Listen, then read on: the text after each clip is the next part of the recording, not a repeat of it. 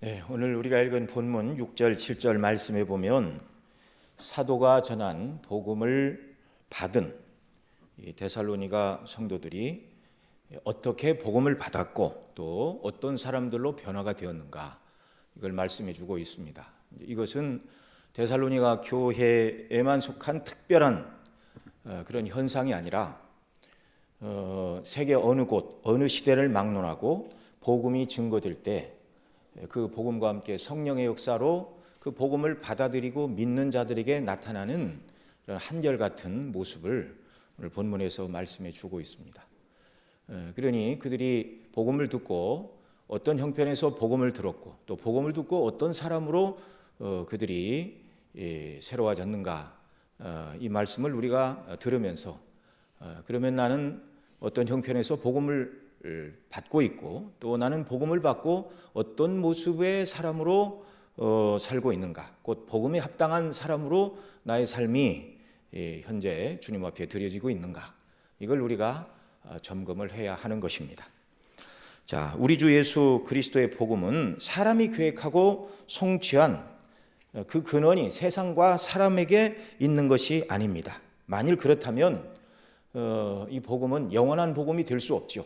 인간 세상 사이에서 복된 소식, 이 유앙겔리온, 복음이라는 말이 이제 그 기쁜 소식이 고대 전쟁이 일어났을 때 뭐 이렇게 승리의 소식을 전해줄 때 그것이 이제 복음이다, 그렇게 일반적으로 쓰였습니다. 전투에서 한 나라가 승리를 했다, 몇 년 가겠죠. 그러나 승리한 그 나라도 언젠가는 소멸하게 되는 것이 역사가 우리에게 보여주는 그런 진실이고요. 또한 한 번은 이겼다 할지라도 그 다음 몇 년 후에 그 전투에서 또 다른 전투에서 그 나라가 패하게 될지 모르는 것입니다. 그러니까 인간 세상 속에서 들려지는 복음이라 하는 것은 한시적이고 제한적이고 또 그 복된 소식을 들었다고 하지만 전투에서 진 나라는 어떡합니까? 그러면 고통스러운 일이죠. 그러니까 이 세상에서 좋은 일이 생겼다고 말하지만 그 반대편에 어두운 그늘도 있는 것이 세상 사람들이 말하는 좋은 소식이죠. 그러나 이 그리스도의 영광스러운 복음은 세계 어느 나라, 어느 민족, 어느 시대를 막론하고 이 복음을 받아들이는 모든 사람들을 다 복되게 하고 그 어느 누구도 해를 끼치지 않는 영광스러운 복음입니다. 왜요? 말씀드린 대로 그 근원이 세상이나 사람에게서 온 것이 아니고 영원전에 성부께서 계획하셨고 성자께서 이루셨고 성령께서 적용하시는 그 근원이 천상적인 것, 하나님께로부터 난 복음이기 때문에 그러하다는 사실입니다. 이 그리스도의 영광스러운 구원의 복음은 복음을 듣고 믿는 자들을 과거의 죄와 허물로 죽었던 사람에서 새로운 존재로 만들었죠. 하나님을 따라 의와 진리의 거룩함으로 지으심을 받은 새 사람으로 만들어 줍니다. 그래서 이전과 다른 전혀 다른 사람이 되어서 생각과 삶의 방식과 원리가 달라진 것이죠. 이것이 이제 복음의 은혜 안에 있는 사람에게 정말 나타나는 현상입니다. 그래서 새로운 삶, 새로운 생각, 전혀 새로워졌죠.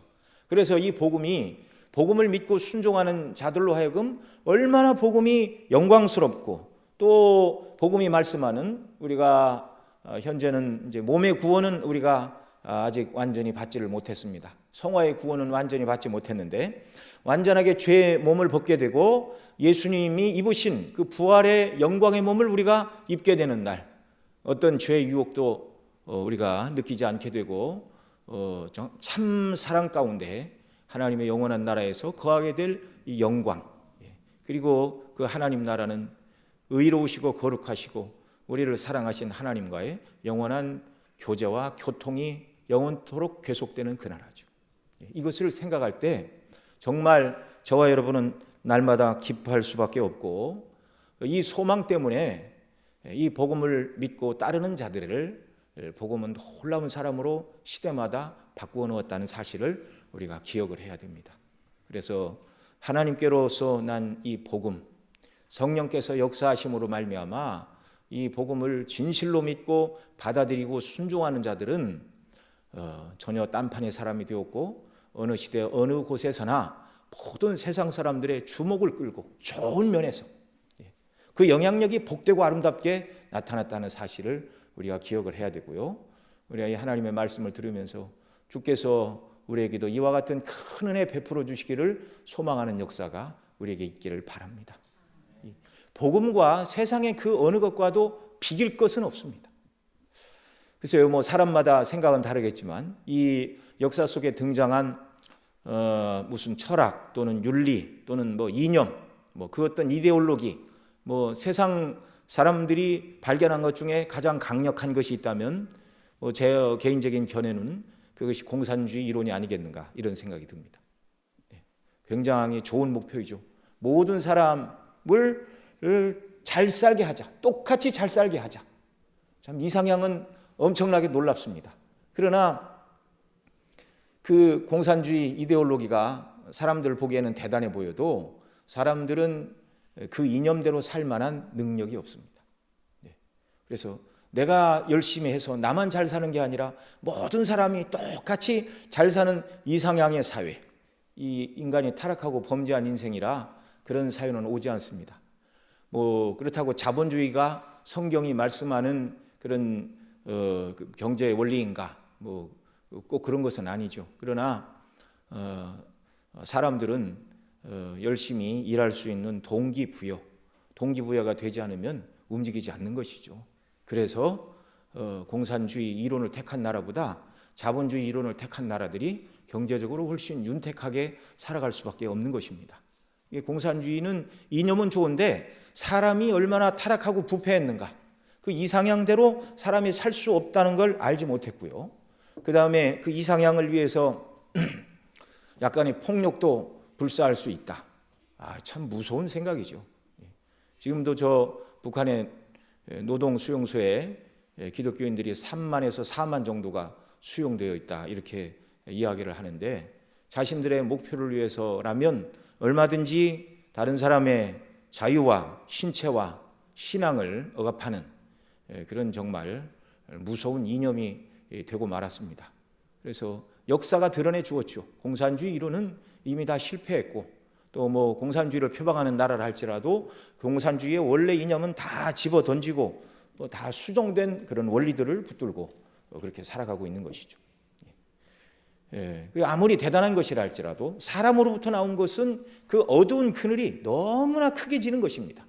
그런데 오직 복음만이 2000년 전 증거된 그 복음만이 세계 방방 곳곳 어느 곳에 이르렀든지 그 복음을 믿는 자들 가운데 역사하신 성령의 능력과 권능으로 말미암아 세상을 정말 환하게 비추었고 어디에 가든지 정말 복음과 함께 뭐 어린아이들, 여성의 인권 신장 또 여러 가지 사회 제도가 복음과 함께 복음을 순종하는 나라들 속의 법체계 속에서 그와 같은 영광을 꽃피웠다는 사실을 우리가 꼭 기억을 할 필요가 있습니다.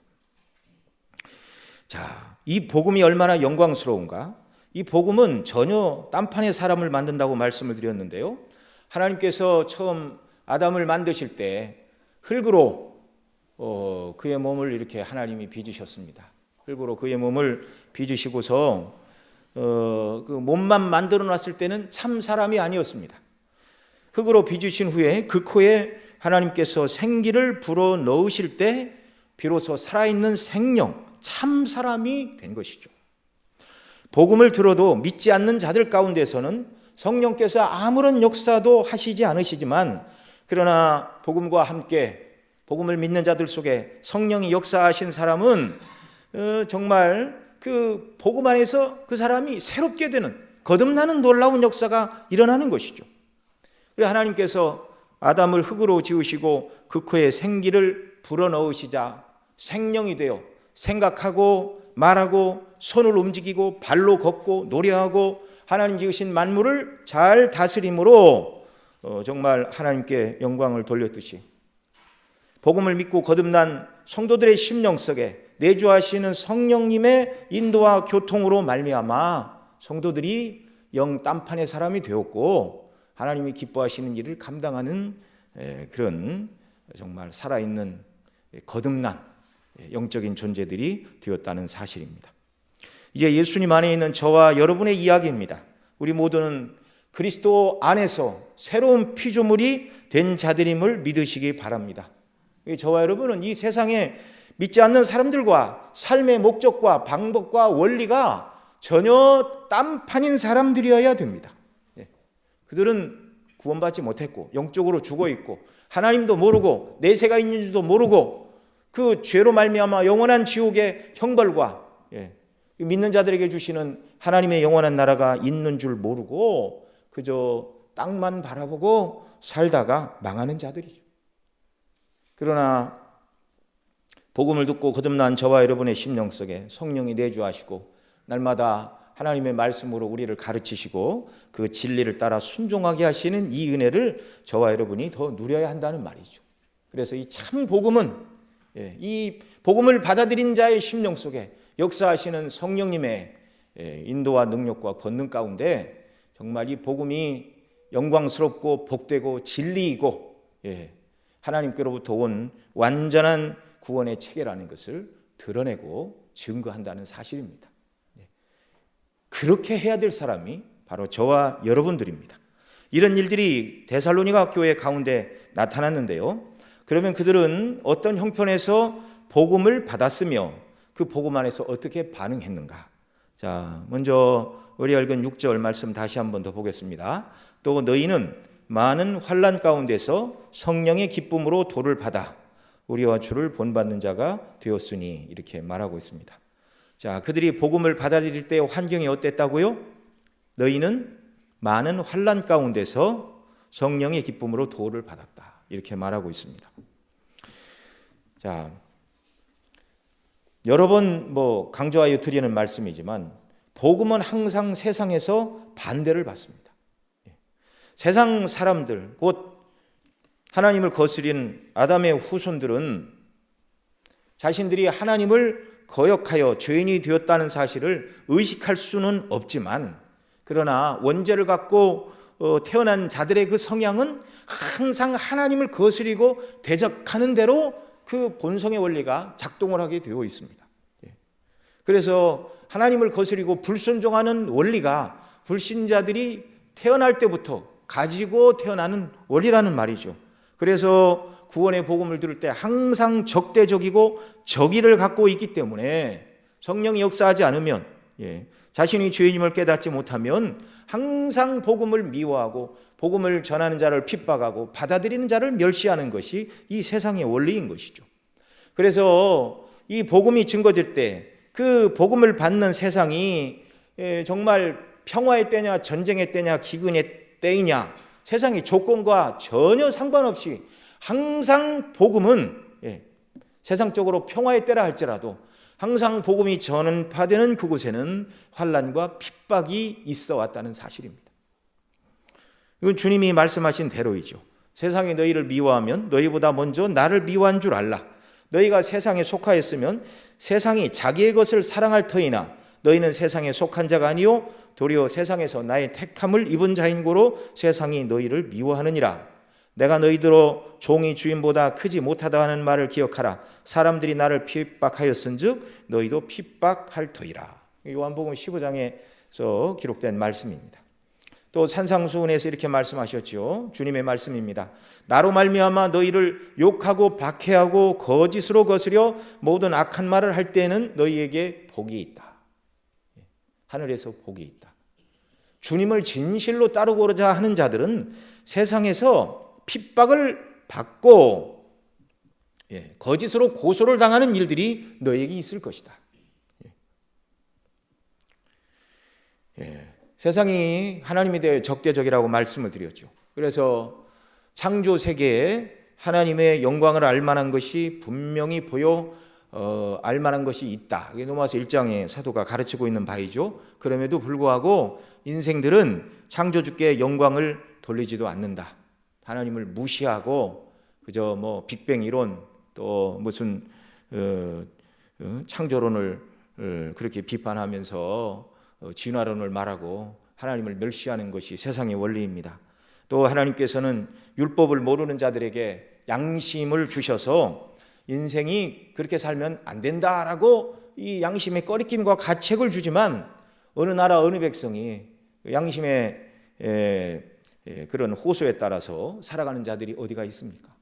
그래서 해 아래 살고 있는 모든 인생들은 창조의 하나님, 통치와 섭리의 하나님을 인정하지 않고 하나님 주신 양심의 법을 거스리며 살아가고 있는데, 그것이 그들이 아담 안에서 타락한 죄인들이라는 사실을 증거하고 있는 것이죠. 그래서 복음에 대하여 적대적이고요. 또한 복음은 뭐라고 그러죠? 인생들을 향하여 인생들이 행하는 모든 것이 하나님의 명하신 바를 떠나 있어 하나님의 진노 아래에 있다. 이것을 복음은 전제를 하고 있습니다. 내가 죄인이요, 내가 망하게 되었고 지옥 형벌을 받게 되었고 소망이 아무것도 없는 자라는 이 죄인이라는 각성과 의식이 들어오지 않는 사람에게는요, 복음이 필요 없는 것입니다. 내가 죄인이라는 것도 모르고 아무런 문제가 없다라고 생각을 하는 사람이 왜 자신을 죄에서 구원해 주실 그리스도를 찾겠습니까? 그런데 복음은 모든 인생이 하나님의 저주 아래에 있다. 그리고 너희가 구원 얻을 방식은 오직 그리스도에게로 나오는 방식. 너희는 스스로의 죄의 문제를 해결할 수 없고 너희의 모든 죄의 문제를 십자가에서 해결하신 그리스도의 복음밖에는 다른 길이 없다. 이게 복음이 죄인을 향하여 선언하는 바이죠. 그러나 죄인들은 어떻게 생각합니까? 아니, 자기가 죄인인 줄 모르는 세상 사람들은 어떻게 생각합니까? 스스로 자신을 구원할 수 있다 생각하는 것입니다. 이게 인본주의고요. 이게 세상의 정신과 원리입니다.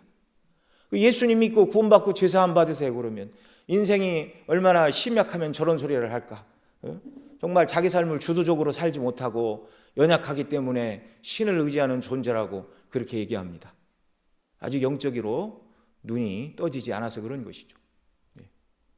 스스로 인생은 스스로 자기 힘으로 이 세상에 참된 평화를 가져오고 스스로 구원에 이를 수 있는 것처럼 자기 자신이 스스로 품고 있는 윤리의식과 도덕에 맞추어 살아가면 설령 내세가 있다 할지라도 자기는 좋은 곳에 갈 것으로 그렇게 스스로 위안하며 살아가고 있는 것입니다. 그런 세상을 향하여 인생은 스스로를 구원할 수 없고 오직 그 무능한 죄인을 대신 십자가에서 죄의 문제를 해결하신 그리스도를 나의 주로 받아들이는 것 이외에는 구원의 길이 없다. 이것이 성령이 역사하지 않은 죄인들 속에는요, 매우 거슬리는 얘기입니다. 그래서 이 복음은 정말 믿는 자들에게는 너무나 영광스럽고 그의 인격과 삶을 바꾸어 놓는 능력이 되지만, 반대로 이 복음은 받아들이지 않는 세상의 원리와 가치 기준으로 살아가는 사람들에게는 쓰잘데없이 보이고 자신을 멸시하고 정말 인생을 너무나 낮게 버러지 취급하는 것으로 그렇게 생각하므로 복음에 더 귀를 기울이지 않고 미워하게 되는 것이죠. 그러나 감사하게도 저와 여러분은 우리가 하나님의 역사로 죄인임을 깨달아 알게 하시고 나의 모든 죄의 문제가 오직 그리스도 안에서만 해결되고 그런 놀라운 은혜를 주님께서 나를 위해 이루셨고 성령께서 저와 여러분에게 이것을 믿게 하심으로 말미암아 하나님의 자녀가 되어 하나님을 예배하는 자로 불러주신 것이 너무나 감사하고 영광스러운 일입니다. 기뻐하고 즐거울 밖에 없는 것이죠. 그래서 오늘 이 시대 저와 여러분이 이 복음의 말씀대로 살아가고 있다면 저와 여러분도 환난과 어려움을 많이 당하게 될 것입니다. 이는 주님의 말씀처럼 성도가 세상에서 환난과 핍박을 당하는 것은 아주 자연스러운 일임을 우리가 기억해야 됩니다. 주님도 공생의 기간에 서기관과 바리새인들에게 걸림돌이 되었습니다. 그래서 주님이 나를 인하여 거치는 자는 참 고통스러운 자들이고 나를 인하여 거치지 않는 자들은 복이 있는 자들이다. 그런 의미로 말씀을 하셨는데요. 베드로는 이렇게 말합니다. 부딪히는 돌과 걸려 넘어지게 하는 바위가 되었다. 예수님이 사람들이 버린 돌이 모퉁이의 머릿돌, 성전 모퉁이의 머릿돌이 되셨습니다. 또 사도 바울은 갈라디아서 5장 11절에서 십자가의 복음이 불신자들에게는 걸림돌, 이것을 십자가에 거치는 것이라고 이렇게 설명을 했는데요. 정말 십자가는 세상 사람들 가치 기준에는 굉장히 거리끼고 거치는 것입니다. 주님의 말씀과 사도의 교훈을 따라서 오늘을 사는 저와 여러분이 핍박과 반대를 받는다면 이는 영광스러운 일이죠. 그래서 사도 베드로는 이렇게 말합니다. 그리스도인들이 선을 행하다가 고난을 받는 것으로 기뻐하고 하나님께 영광을 돌리라. 베드로전서 4장에서 가르치고 있는데요. 초대교회는 복음에 순종하다가 순교자들로 넘쳐났습니다. 순교자가 되고 싶어하는 순교자 콤플렉스에 빠질 정도였습니다. 그래서 순교자의 위엄을 얻기 위해서 고난을 찾아 나선 사람들도 있었는데요. 그 중에 한 사람이 이제 오리겐 같은 사람입니다. 오리겐의 아버지도 경건한 그리스도인이었는데요. 오리겐이 아주 어린 아이였을 때 그 아버지가 순교를 하였습니다. 그리고 아버지가 순교한 다음에 2년이 지나서 자기도 순교를 하려고 나 예수님 믿는 사람이 잡아가라 그렇게 순교를 하고 싶었는데 그 오리겐의 행동을 눈치챈 어머니가 남편도 아들도 다 잃어서는 안 되겠다 싶어서 옷을 감추어 실패했다.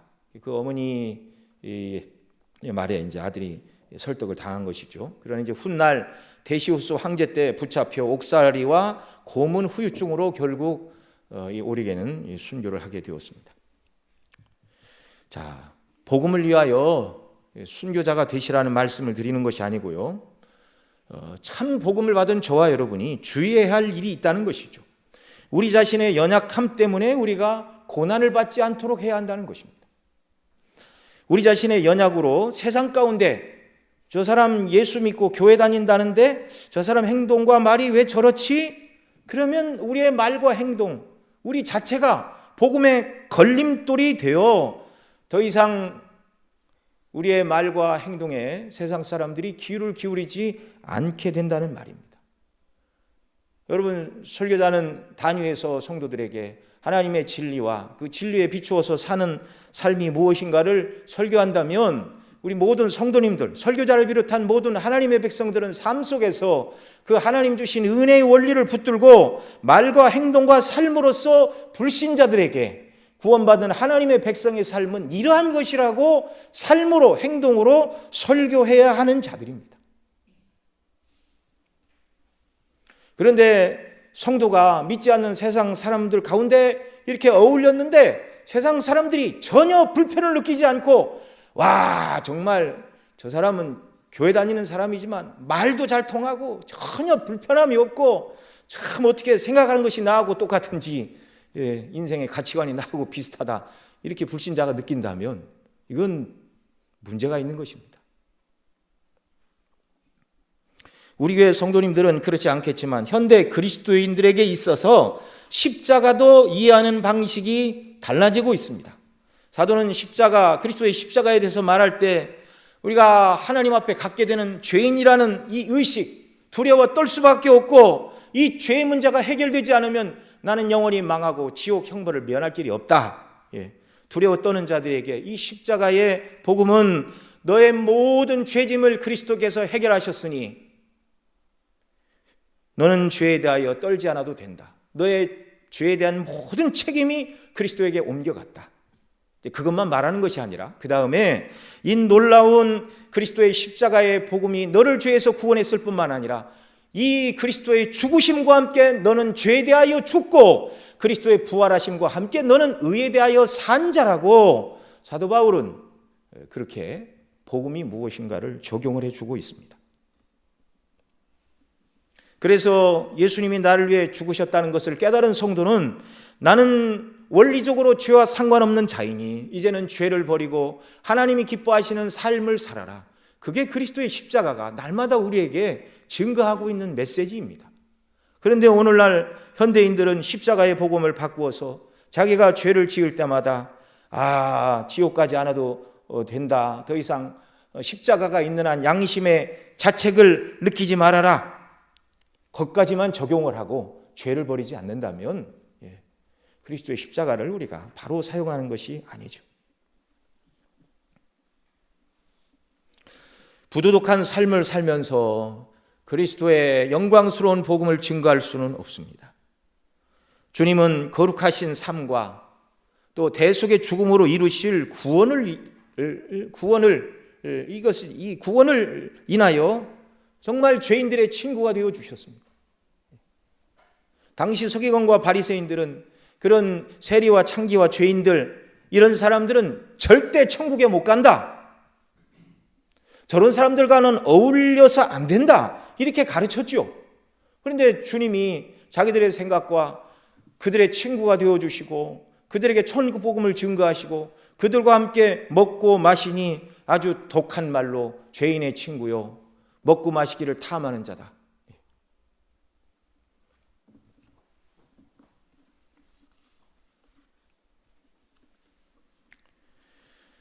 여러분, 우리가 그리스도의 복음의 영광으로 충만해서 정말 죄인들, 세상에 믿지 않는 불신자들에게 나아가 하나님의 영광스러운 구원이 얼마나 위대하고 우리를 영화롭게 하고 또 우리를 세상 가운데서 자유롭게 하는지 여러분, 저와 여러분 모두가 드러내는 역사가 있기를 바랍니다. 항상 저와 여러분이 예수님 옆에 앉아있던 세리와 죄인과 같은 모습으로 일평생 살지 말고 예수님 닮아서 거룩한 삶의 모습으로 주님이 주신 복음의 은혜와 영광으로 정말 세상 가운데서 그리스도의 영광의 복음의 빛을 드러내는 역사가 우리에게 있기를 바랍니다. 데살로니가 교회가 그런 교회였다는 것입니다. 두 번째로, 복음을 들은 데살로니가 성도들은 환난과 핍박을 가하는 세상 가운데서 그러면 어떻게 반응했는가? 복음을 받아들이는 자들에게 세상이 환난과 핍박을 가했습니다. 그러면 보편적으로 환난과 핍박을 당하는 사람들의 보편적인 반응은 뭐죠? 상당히 낙담을 하게 되고, 여러분, 누가 자기를 이렇게 받아들이지 않고 배척한다라는 생각을 한번 해보십시오. 세상 사람들에게 또는 가족들에게도 나는 세상 어디에서도 나를 인정하거나 받아들여주는 사람이 없다, 이런 생각을 하게 되면 사람들의 일반적인 반응이 무엇입니까? 자신을 놔버리고 포기하는 것이죠. 그런데 이 복음을 받은 자들은 세상이 미워하고 환난과 핍박을 가함에도 불구하고 낙담과 좌절에 빠진 것이 아니라 뭐라고 얘기합니까? 6절, 또 너희는 많은 환난 가운데서 성령의 기쁨으로 도를 받아, 이렇게 말씀하고 있습니다. 성령의 기쁨으로 도를 받았다. 성령이 역사하시니 복음을 들은 그들이 환난과 핍박을 당했음에도 불구하고 그들에게는 하나님 주신 기쁨이 있었다는 것입니다.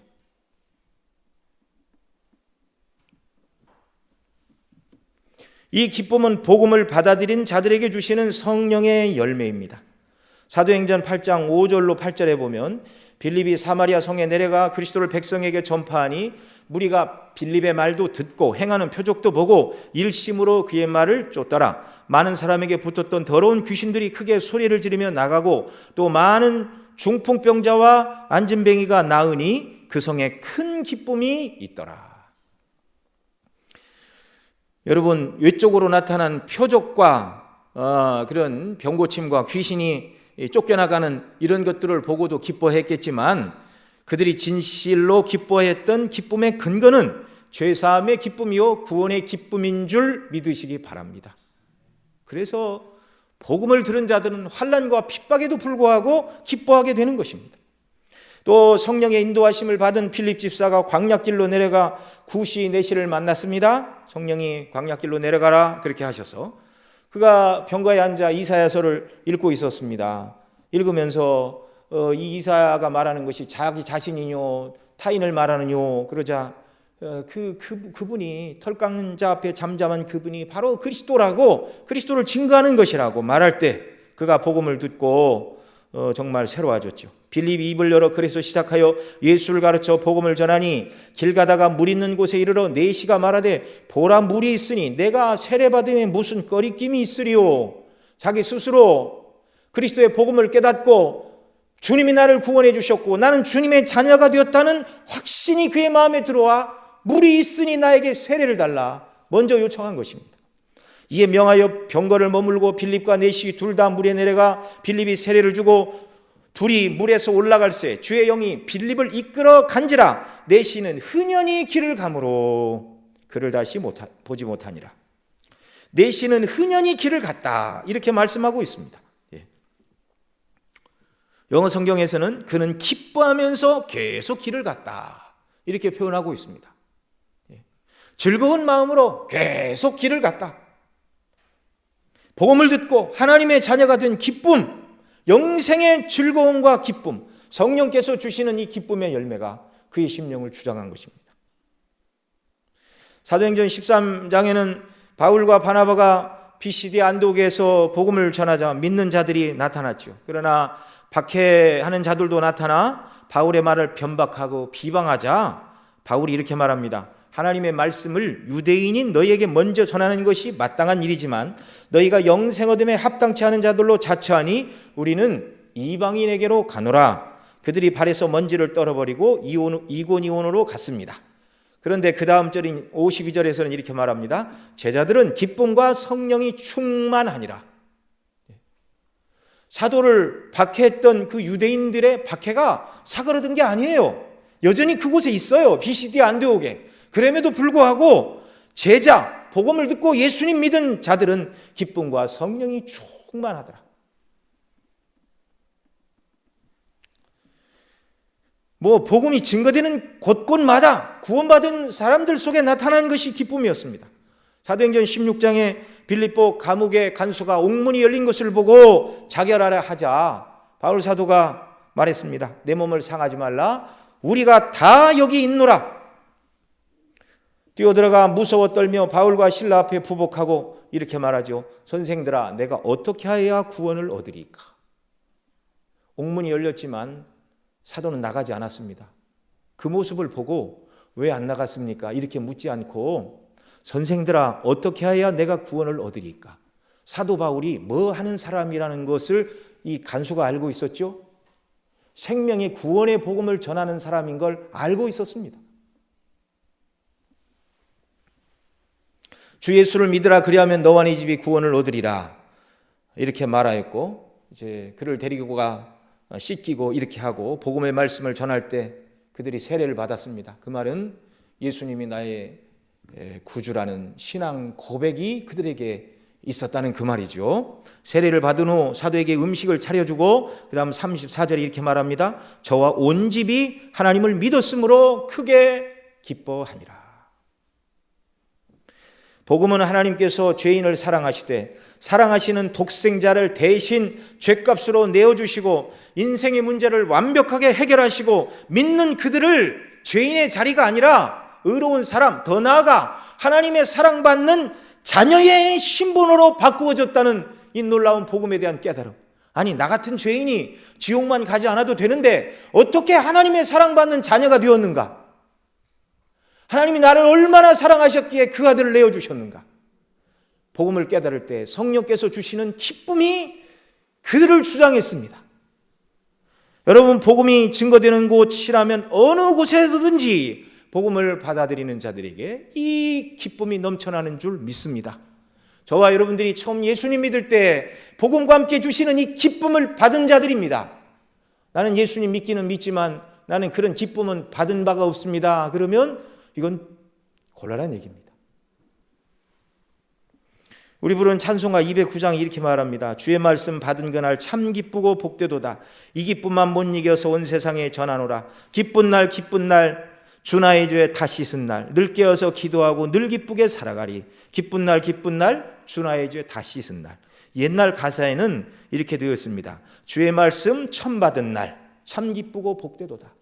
주님의 말씀을 듣고 내가 죄사함 받아 하나님의 주시는 구원을 받고 자녀가 되었다는 그 기쁨이 복음을 받아들이는 모든 성도들 심령 속에 넘쳐나는 것입니다.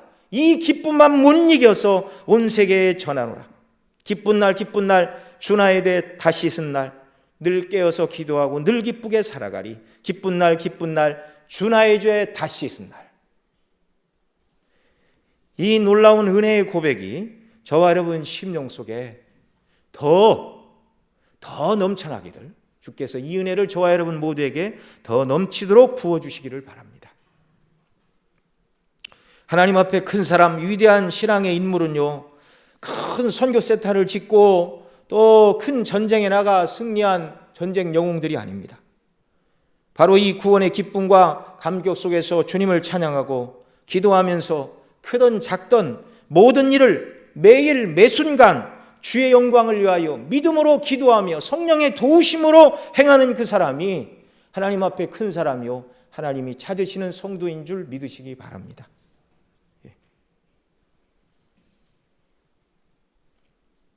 그런 사람 중에 하나가 바로 구약의 다윗 왕이었죠. 다윗이 위대한 하나님의 사람이 된 것은 그가 목동에서 왕이 되었기 때문이 아닙니다. 세상 사람들은 목동에서 왕이 되었다면 입지전적인 인물이다, 대단하다 그렇게 말하겠죠. 성전을 지을 모든 재료를 다 준비해서가 아닙니다. 대적을 물리치고 영토를 확장했기 때문이 아닙니다. 그것은 다 부수적인 일들이에요. 그가 하나님을 사랑하고 기뻐하는 자였기 때문에 하나님이 그를 붙들어 쓰신 일의 방편들이었지, 그는 그런 것으로 기뻐하지 않았습니다. 시편 4편 8절에 다윗은 자신이 하나님을 인하여 기뻐하는 참 기쁨이 무엇인가 고백하고 있는데요. 주께서 내 마음에 두신 기쁨은 저희의 곡식과 포도주의 풍성할 때보다 더하니이다. 세상 사람들, 당시 농경사회에 곡식과 포도주가 풍성하면 최고였습니다. 뭘 더 기뻐할까요? 자신이 농사가 잘 되어 소출이 풍성할 때, 자신이 키우는 소떼와 양떼가 많아질 때, 거부가 되었을 때, 이게 세상 사람들의 기쁨입니다. 오늘날로 바꾸면 사업하는 사람들의 사업이 잘 되어 매출이 올라가고 순이익과 자산이 쌓일 때, 또 어떤 사람이 주식에 투자를 했는데 그 회사가 무슨 신약을 개발해서 주식이 한 10배 폭등했다든가, 이게 세상 사람들의 기쁨이죠. 그러나 다윗은 그렇게 말하고 있지 않죠? 주께서 내 마음에 주신 기쁨은 저희의 곡식과 포도주의 풍성할 때보다 더하니이다. 그런 기쁨이 아니라 하나님께서 베푸신 구원의 기쁨입니다. 시편 116편 12절 이하에서 이렇게 말하죠. 여호와께서 내게 주신 모든 은혜를 무엇으로 보답할꼬? 모든 은혜, 내가 구원의 잔을 들고 여호와의 이름을 부르며. 가장 큰 은혜는 구원의 은혜입니다. 나를 구원해 주신 구원의 잔을 들고 여호와의 이름을 부르며 찬미하며 그 앞에 살아가겠다. 한 번은 이 위대한 다윗도 넘어지는 적이 있었죠. 바세바를 취하고 그 남편 우리아를 전투에 나가 죽게 함으로 크게 범죄한 적이 있는데 선지자의 책망을 받고 눈물로 회개하며 구하였습니다. 무엇을 구했습니까?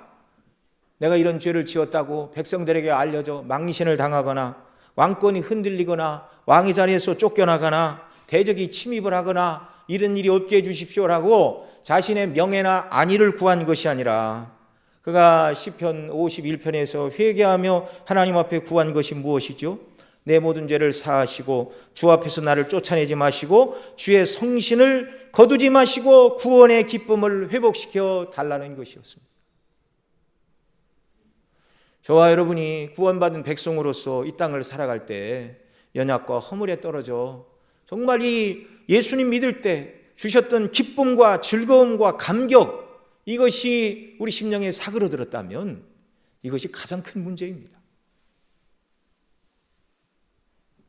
구원의 기쁨과 감격을 주님 다시금 회복시켜 주십시오. 그래야 하나님 기뻐하시는 성도가 되고 하나님께서 저와 여러분에게 맡기신 모든 직분과 직임과 사역을 기쁨과 능력으로 감당하고 하나님 보시기에 쓸모있고 사람들에게 선한 영향력을 미치는 자들이 되는 줄로 믿습니다. 기쁨과 감격과 은혜 없이 주님의 교회는 섬길 수가 없고 주님이 주시는 기쁨과 구원의 기쁨과 감격 없이 섬기는 그 설명을 통하여 어떤 열매도 맺히지 않는다는 것을 기억하시기 바랍니다. 주님은 소아시아 7교회를 향하여 요한을 통하여 말씀하시면서 맨 먼저 에베소 교회의 여러 가지를 칭찬하시면서 한 가지를 책망하셨습니다. 바로 내가 처음 사랑을 버렸노라 라는 말씀인데요, 이 처음 사랑이 무엇입니까? 나 같은 죄인을 구원해 주시다니요 라고 감격하며 구원의 주님과 아버지 하나님을 사랑하던 그 첫사랑과 그 행위를 말합니다. 오늘 우리는 여전히 성령 안에서 구원을 인하여 기뻐하는 자이며 감사하며 주를 사랑하며 살고 있는지 정말 우리 자신을 돌아보는 이런 귀한 역사가 우리에게 있기를 바랍니다. 우리가 구원받을 때 성령께서 우리 마음에 기쁨을 주시는데요, 왜 그렇게 하시냐면 그 기쁨은 죄인이 예수님 믿고 회개하고 하나님께 돌아올 때 하나님께서 먼저 기뻐하시기 때문에 하나님이 기뻐하시는 기쁨이 성령을 통하여 우리에게 주어지는 것임을 믿으시기 바랍니다. 누가복음 15장에서 주님은 바리새인과 서기관들이 볼 때 죄인들이 주님 말씀 들으러 나오고 주님이 그들을 영접하자 그들이 예수님을 원망하면서 이렇게 말했습니다. 이 사람이 죄인을 영접하고 음식을 먹는다. 이 말씀을 들으시고 주님이 이른 양 한 마리의 비유를 말씀해 주셨습니다. 너희 중에 어느 사람이 양 100마리가 있는데 그 중에 하나를 잃으면 99마리를 들에 두고 그 잃은 것을 찾도록 찾지 아니하겠느냐. 또 찾은즉 즐거워 어깨에 메고 집에 와서 그 벗과 이웃을 불러 모으고 말하되 나와 함께 즐기자. 나의 잃은 양을 찾았노라 하리라. 내가 너희에게 이르노니 이와 같이 죄인 하나가 회개하면 하늘에서는 회개할 것 없는 의인 99을 인하여 기뻐하는 것보다 더하리라. 저와 여러분이 예수님 밖에 있을 때, 어둠 가운데 있을 때, 그러다가 예수님 믿고 하나님의 자녀가 되고 구원 얻는 그날 성령께서 우리에게 구원의 기쁨을 주셨을 뿐만 아니라 하늘에서는 누가 기뻐하셨다고요? 하나님 아버지께서 기뻐하셨다고요. 우리 주님이 기뻐하셨다고요. 죄인 하나가 회개하고 돌아올 때 하늘에서는 회개할 것 없는 의인 99을 인하여 기뻐하는 것보다 더하리라. 그 다음에 이어서 이제 탕자의 비유가 주어지죠. 탕자의 비유의 주인공은 그 아버지라는 것을 우리가 잘 알고 있는데 그 큰아들이 아버지가 잔치를 열자 못마땅히 생각을 했어요. 그러자 그 아버지가 이렇게 말합니다. 큰아들에게 아버지가 이르되 너는 항상 나와 함께 있으니 내 것이 다 내 것이로되 이 내 동생은 죽었다가 살았으며 내가 잃었다가 얻었으므로 우리가 즐거워하고 기뻐하는 것이 마땅하니라. 불평하는 큰아들을 향하여 아버지가 한 말이지요. 내 동생이 죽었다 살았으며 내가 잃었다 얻었기로 우리가 즐거워하고 기뻐하는 것이 마땅하니라. 이 비유에서 아버지는 누구라고요? 하나님 아버지시라고. 하나님. 죄인이 회개하고 돌아오는 것을 우리 하나님 아버지께서 그렇게 기뻐하십니다. 왜요? 사랑하는 아들의 핏값으로 사신 자녀이기 때문에 그렇습니다. 그래서 세계 방방곡곡 어느 곳에든지 복음이 증거되고 죄인이 회개하고 예수님 믿을 때 구원받은 사람만 기뻐하는 것이 아니라 하나님께서 기뻐하시는 줄 믿으시기 바랍니다. 그래서 우리 찬송가에도 있죠. 기쁜 일이 있어 천국 종치네. 먼데 주인 돌아왔도다. 이 땅에서뿐만 아니라 하나님께서 기뻐하십니다. 하나님이 기뻐하시는 일을 위해서 복음을 증거하고 선교하는 일에 더 힘써야 되는 것이죠. 우리를 위하여 십자가에 죽으시고 다시 사시고 부활 승천하셔서 하나님 우편에서 우리를 통치하시는 주님께서 죄인이 회개하고 돌아오는 것을 기뻐하심을 믿으시기 바랍니다. 성령께서 이 놀라운 구원을 우리에게 적용하시고 아버지가 기뻐하시고 아들이 기뻐하시는 이 기쁨을 성령께서 우리에게 알게 하심으로 말미암아 구원받은 자들의 마음속에 기쁨을 주시는 것이죠. 구원받은 저와 여러분, 날마다 이 기쁨을 회복하는 은혜를 달라 더더욱 기도하시고 나 같은 죄인을 아들의 피값으로 사신 하나님께서 내가 회개하고 돌아온 것을 하나님이 기뻐하시다니, 하나님이 기뻐하시다니, 내가 뭔데 하나님이 나를 그렇게 기뻐하시다니, 이걸 생각하고 더더욱 하나님의 기쁨이 되는 복된 삶을 살아가는 역사가 저와 여러분 모두에게 넘쳐나기를 바랍니다. 기도하시겠습니다. 하나님 아버지, 세상은 복음을 미워합니다. 복음을 멸시하고 아무것도 아닌 것으로 생각을 하고 복음을 들을 때 인생을 멸시하고 정말 사람의 자존심을 뭉개버리는 것이라고 세상 사람들은 생각하고 복음을 가까이 하지 않습니다. 그러나 그것은 인간이 타락하고 범죄한 결과일 뿐입니다. 그러나 저희들을 영원전에 택하시고 그리스도 안에서 구속을 이루시고 성령께서 이 복음을 들을 때 깨닫고 정말 거듭나는 놀라운 은혜 우리에게 베풀어 주심을 인하여 감사합니다. 하나님 아버지, 세상이 복음을 미워하나 이 세상 가운데서 저희가 정말 어떤 환난과 어려움 속에서도 더 주님의 뜻대로 순종함으로 복음이 진리이고 복음이 얼마나 영광스러운지 우리의 말과 행동과 삶을 통하여 증거하고 확증하는 자들이 되도록 은혜를 더하여 주옵소서. 또한 이 죄인을 구원하신 구원의 기쁨과 감격으로 이 땅을 살아가며 주님을 섬기며 주님 맡기신 일들을 잘 감당하는 저희 모두가 되게 하여 주옵소서. 우리 구주 예수님의 이름으로 기도드리옵나이다.